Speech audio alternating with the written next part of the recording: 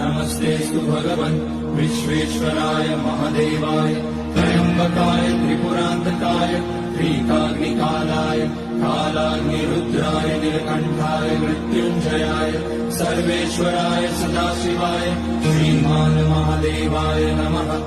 ॐ नमः सम्भवाय च मयोभवाय च नमः शङ्कराय च मयस्कराय च नमः शिवाय च शिवतराय च।